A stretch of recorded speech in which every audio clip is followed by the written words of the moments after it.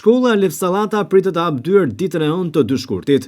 Lajmi konfirmohet zyrtarisht për televizionin 6+1 Vlora nga burime zyrtare pranë këtij institucioni të rëndësishëm arsimor në Vlorë. Duket se vonesat në afate për përfundimin e investimit dhe hapjen e dyerve, por edhe presioni mediatik dhe i prindërve kanë bërë që të mbrije dhe baza materiale për shkollën 9-vjeçare Lev Sallata.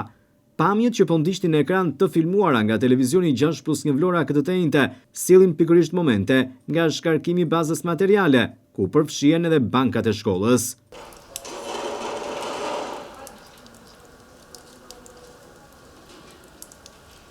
Të hënën më 2 shkurt, shkolla Lev Sallata pritet që të presë në ambientet e rikonstruktuara totalisht, por edhe në një godinë të re për shkollën dhe palestrën, nxënësit dhe mësuesit, në ambiente të rësisht të përfunduara tashmë dhe moderne.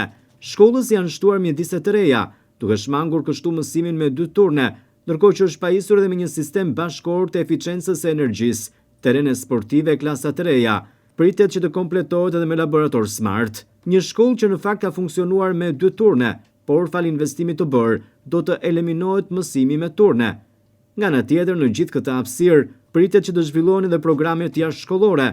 Shkolla Lev Sallata do të jetë kështu gati duke nisur nga 2 shkurti, dita e hënë, për të hapur dyert për nxënësit dhe mësuesit e saj, e për t'i pritur në kushte bashkëkohore, sikur më parë.